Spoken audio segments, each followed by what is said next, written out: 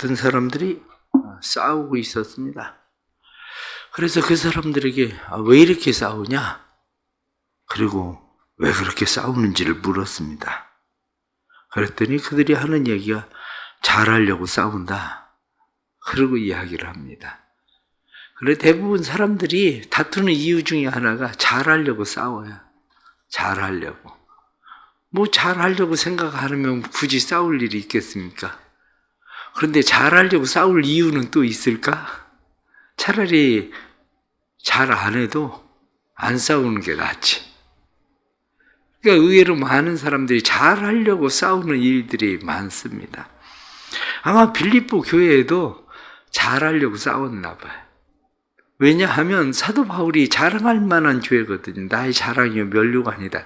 이렇게 이야기할 정도로 사도 바울에게 자랑거리가 되는 교회가 빌립보 교회인데 이 빌립보 교회가 다툼이 많았었던 것 같습니다.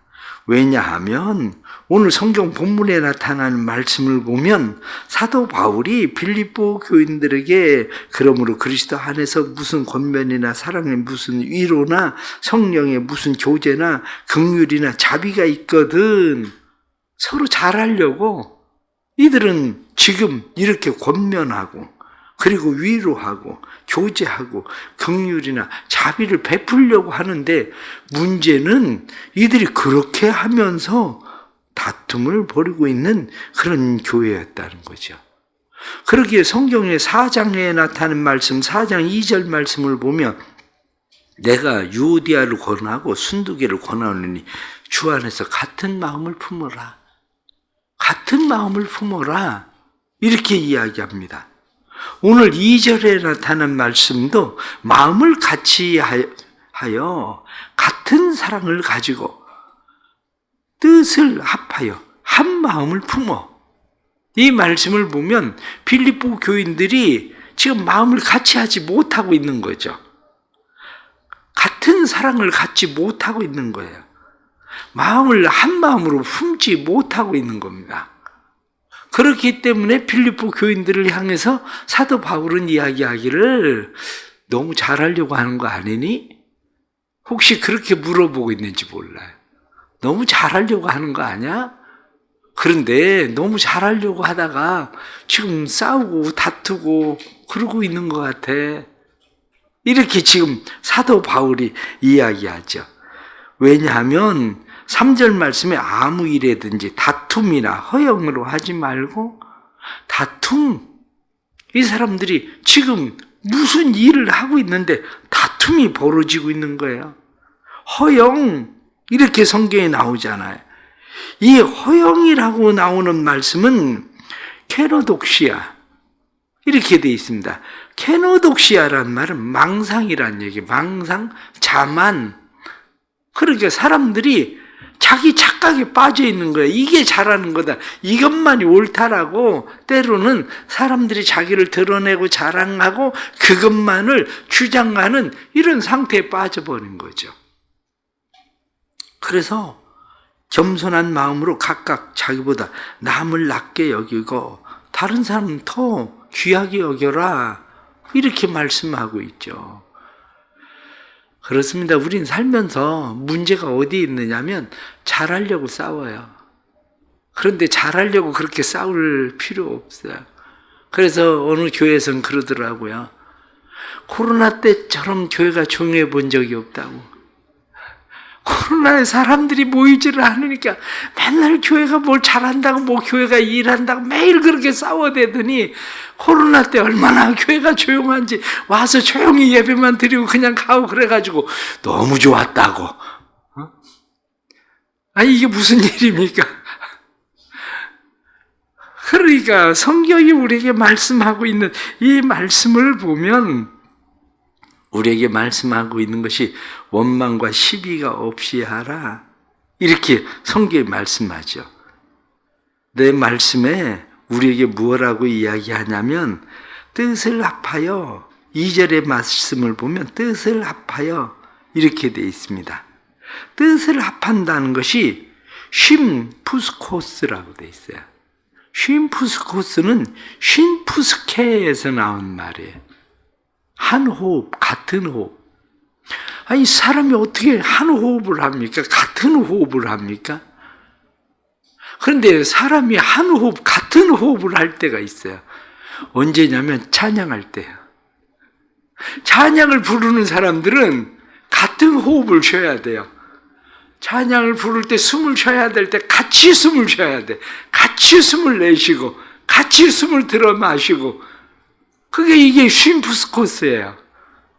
이게 결국 우리가 살면서 기쁨을 잃어버린 이유가 어디 있습니까? 너무 잘하려고 하다가 기쁨을 잃어버려요. 너무 잘하려고 하다가. 기쁨을 잃어버리는 이유가 어디 있느냐? 너무 잘하려고 하다가 보니까 사람들이 망상에 빠져요.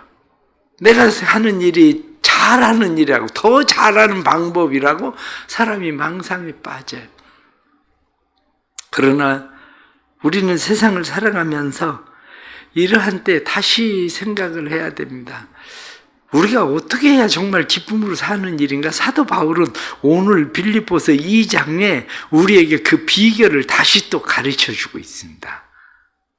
사도 바울이 그 비결을 가르쳐주고 있는데, 그것은 우리가 어떻게 살아야 될까 하는 것을 가르치고 있는 거죠.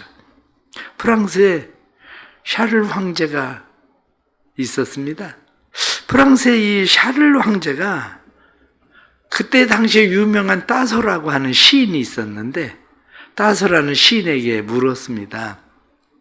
세상에서 어떤 사람이 가장 행복할까? 왕이, 자기가 황제가 프랑스의 황제가 돼서 생각을 해보니까 그다지 그렇게 행복한 것 같지 않아. 그러면 황제가 돼도 이렇게 행복하지 않은데 누가 세상에서 가장 행복할까? 그래서 따소에게 세상에서 누가 가장 행복할까? 그리고 따소에게 물었습니다. 그랬더니 따소가 대답하기를, 그야 하나님이죠. 그리고 대답을 합니다. 아니, 황제가, 아니, 이 사람아, 누가 하나님에 대해서 물었나? 세상에서 누가 가장 행복한가를 물었지. 그랬더니 따소가 그렇게 대답합니다. 하나님과 가장 가까이에 하나님과 함께 하는 사람이 행복하겠죠. 그렇습니다. 하나님이 가장 행복하신 분이면 하나님과 가장 가까이에 하나님과 함께 하는 사람이 행복한 사람이겠죠. 그 이야기를 듣고 샤를 황제가, 아, 그래, 하나님하고 가까이 해야 되겠다. 하나님과 함께 해야 되겠다. 그 마음을 가지고 살았다는 그런 이야기가 있습니다. 그렇습니다. 우리가 오늘 성경 본문엔 뭐라고 우리에게 말씀합니까? 너희 안에 이 마음을 품으라 곧 그리스도 예수의 마음이니, 이렇게 우리에게 5절에 말씀합니다. 그리스도 예수의 마음을 품어라. 그리스도 예수의 마음을 품으면 너희가 그렇게 다투지 않고도 행복할 거야. 너희가 그렇게 잘하려고 그렇게 애쓰지 않고도 너희가 행복할 거야. 그리고 오히려 이야기를 하죠. 사람들이 후회 없는 삶이 무엇인가를 잘 몰라서 행복을 잃어버립니다. 후회 없는 삶이라는 게 뭘까? 무슨 일을 하느냐에 달려있지 않습니다. 무슨 일을 하느냐에 달려있는 것이 아니라 누구의 일을 하느냐에 달려있어요. 변호사를 하는 사람들이 사실은 변호를 왜 합니까? 억울한 사람이 없게 하려고 원래는 변호하는 거거든요. 그러나 대형 로펌은 다 어떻습니까? 사람들은 왜 대형 로펌에 들어가기를 원할까요? 대형 로펌에 들어가기를 원하는 이유는 간단합니다. 대형 로펌에 들어간 이유는 큰 회사들, 유명한 사람들, 돈 많은 사람들 변호하기 위해서 대형 로펌에 들어가는 거예요. 유전무죄, 이렇게 만드는 일이 거기서 일어나거든요. 그러면 변호사? 이렇게 이야기하면 대형 로펌에서 일하는 사람이 다 나쁘다고 이야기하는 건 아닙니다. 그러나 그 사람들이 연봉이 기본적으로 수억, 때로는 수십억씩을 주는 이유가 어디 있겠습니까? 그 사람들에게 그만큼 손해나지 않게 해줘야 그걸 주는 거지. 그게 무슨 일을 하느냐가 그렇게 중요하지 않아요. 누구의 일을 하느냐가 중요한 거지. 후회 없는 삶은 누구의 일을 하느냐의 문제입니다. 하나님의 일을 해야 후회가 없어요. 하나님의 일을 해야. 얼마나 했느냐의 문제가 아닙니다. 얼마나 해서 얼마나 이루었느냐의 문제가 아니라 얼마나 최선을 다했느냐의 문제죠. 사람마다 실력과 능력이 다릅니다.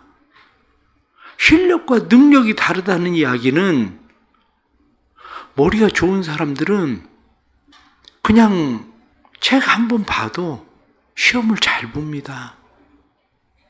그런데 머리가 기억력이 그렇게 좋지 않은 사람들은 밤새 공부해도 그 사람들 못 따라갑니다. 그러면 얼마나 했느냐의 문제가 아니에요. 얼마나 최선을 다했느냐의 문제지. 하나님이 우리를 보시는 것은 얼마나 최선을 다했느냐예요. 그렇다면 우리가 다른 사람들과 비교하기 시작하면 행복하지 않습니다. 하나님이 나를 보실 때 그래 열심히 했어. 최선을 다했지. 그만큼 했으면 됐어. 내가 인정하지. 하나님이 그렇게 말씀하시는 게 중요한 거죠. 얼마나 모았느냐가 중요하지 않습니다. 후회 없는 삶은 많이 모았다고 후회가 없는 게 아닙니다. 후회 없는 삶은 얼마나 베풀었느냐에 있어요. 얼마나 주었느냐. 내가 사랑을 얼마나 주었느냐. 얼마나 주었느냐에 후회 없는 삶이 있는 거지. 얼마나 받았느냐, 얼마나 모았느냐. 여기에 후회 없는 삶이 있지 않습니다. 그러나 대부분 우리의 삶의 목표가 잘못되었어요. 너희 안에 이 마음을 품으라. 그리고 말씀하신 대로 주님의 마음이 우리 안에 들어와서 그것이 우리의 삶의 목표가 되어야 되는데 우리는 세상 사람들이 가지고 있는 기준, 그래서 무슨 일을 하느냐? 그래서 사람 만나면 우리는 주로 물어보는 게 뭡니까? 뭐 하고 계세요? 무슨 일을 하세요? 아, 좋은 일을 하고 있네요. 직업을 보고 좋은 일을 하고 얘기할 수 있습니까? 꼭 그렇진 않거든요. 우리가 살아가면서, 그래서 오늘 성경 13절 말씀 보면 다시 말씀하기를 너희 안에서 행하시는 이는 하나님이시니 자기의 기쁘신 뜻을 위하여, 그렇게 되어 있습니다. 그렇습니다. 하나님의 기쁘신 뜻을 위해서 일하십시오. 그래야 삶은 기쁨을 잃어버리지 않습니다. 하나님의 기뻐하시고 선하시고 온전하신 뜻이 무엇인지 분별하도록 하라, 이렇게 말씀하신 것처럼 하나님의 기뻐하시는 뜻, 그것이 무엇인가? 오늘 이 새벽에도 나와서 기도하는 이유가 뭡니까? 내 마음으로, 내 생각으로는 이렇게 해야 되나 저렇게 해야 되나, 이렇게 하면 더 잘 될까 저렇게 하면 더 잘 될까, 잘 해보려고 오늘 하루 종일 또 싸울 겁니다. 그런데 그것이 하나님의 기뻐하신 뜻인지 그걸 생각해야 되는 거예요.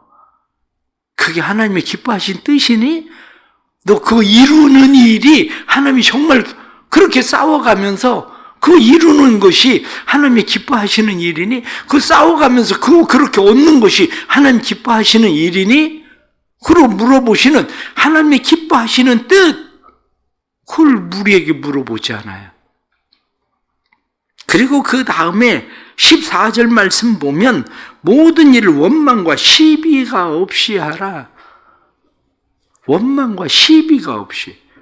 원망과 시비, 여기 이 말씀을 보면 내가 원망하는 게 아니에요. 내가 하는 일에 대해서 다른 사람이 원망하는 거지. 그 사람들이 원망하는, 내가 원망을 사는 일이 되는 거죠. 시비 다툼거리가 되는 거죠. 아, 왜 꼭 그렇게만 해야 돼? 이렇게 하면 왜 안 되는 거야? 아니, 뭐 자기가 주인이야? 자기가 왕이야? 왜 자기 마음대로만 꼭 해야 되는 거야? 이게 시비예요. 그러니 성경은 원망과 시비가 없이 해라, 이렇게 말씀하죠. 또 하나 말씀하는 것을 우리가 보면 16절 말씀에 보면 나의 다름질이 헛되지 아니하고 수고도 헛되지 아니하므로 그리스도의 날에 내가 자랑할 것이 있게 하려 함이라. 사도 바울이 무엇라고 이야기합니까? 다름질이나 수고도 헛되지 않기를 바란다. 내 삶에 이렇게 말하는 것처럼 우리가 하고 있는 모든 일들이 수고가 헛되지 않기를 바라는 거예요. 내가 한 일이 나는 무엇을 했다고 하는데 그것이 헛된 거. 때로는 어떻습니까? 자녀들에게 그래도 자녀들에게 돈 물려주면 고생 안 하고 행복하겠지? 그런데 자녀들에게 돈 물려줬더니 고생 안 하고 행복한 게 아니라 그것 때문에 망하거든. 그것 때문에 엉망되거든, 인생이. 차라리 고생을 시켰으면 나을걸. 그럼 다름질이나 수고가 헛되잖아요. 다름질이나 수고가 헛되지 않게 해라. 그러면서 사도 바울이 두 사람의 이야기를 합니다. 한 사람의 이야기는 디모데야. 디모데에 대해서 이야기를 합니다. 너희의 사정을 알므로 안위를 받으려고 내가 디모데를 너희에게 보낸다. 디모데에 대한 이야기. 또 한 사람은 에바브로디도에 대한 이야기. 에바브로디도, 그가 죽을 병에 걸렸는데도 너희가 자기를 염려하는 것 때문에 염려하는 사람이다. 이렇게 이야기하죠. 그러면서 이 사람들에 대해서 사도 바울은 무엇이라고 이야기합니까? 20절 말씀 보니까 이는 뜻을 같이하여, 그렇게 돼 있어요. 뜻을 같이해서 너희의 사정을 진실히 생각할 자가 이 사람밖에 없다. 이렇게 이야기할 정도로 그렇습니다. 그 다음에 에바브로디도에 대해서는 무엇라고 이야기합니까? 25절 말씀을 보면 그는 나의 형제여 함께 수고하고 함께 군사된 자여 너희 사자로 쓸 것을 돕는 자다. 사랑하는 성도 여러분, 우리는 디모데처럼 에바브로디도처럼 그렇게 살아야 된다는 거예요. 오늘 하루를 살아가면서 어떤 일들을 잘해보고 싶은 마음이 우리 마음 가운데 왜 없겠습니까? 그러나 내가 잘 해보려고 하는 그런 일들이 주님이 인정하실 만한 일인가? 바로 그 문제겠죠. 세상 사람들은 혹시 잘했다고 생각할지 몰라도 하나님께서 그렇게까지 할 필요가 있었니? 혹시 그렇게 할지도 몰라요. 요즘에 와서 나이가 들어가면서 생각을 하는 것이 그런 거예요. 때로는 목회를 한다고 하나님 앞에 열심히 헌신을 하고 최선을 다해서 한다고 했지만 하나님 편에서 보실 때에 가정을 돌보지 않고 그렇게까지 할 필요가 있었니? 그렇게 생각할 수도 있다고 생각을 해요. 왜냐? 우리 자녀들을 생각을 하면 아버지 사람이 뭔가를 모르고 컸거든요, 애들. 그런데 지금 와서 생각을 해보니까 하나님께서 그렇게까지 할 필요가 있었니? 나는 잘한다고 했어도 다시 생각해야 돼요. 하나님의 기뻐하시는 뜻이 무엇인지, 하나님의 선하시고 기뻐하시고 온전하신 뜻을 오늘도 분별하면서 우리가 살아가는 일들이 너무 잘하려고 하지 말고 다툼이나 허용으로 하려고 하지 말고 하나님의 뜻을 위해서 우리의 다름질이나 수고가 헛되지 않도록 그렇게 주 앞에서 오늘도 행할 수 있는 삶이 되기를 축복합니다. 기도하겠습니다. 하나님 아버지, 때로는 너무 잘하려는 욕심이 우리의 마음 가운데 허영이 되어버립니다. 때로는 잘하려는 욕심이 시기와 다툼을 일으킵니다. 때로는 잘하려는 욕심이 오히려 서로를 분쟁하는 갈라놓는 일이 되기도 합니다. 참된 지혜를 허락해 주옵소서.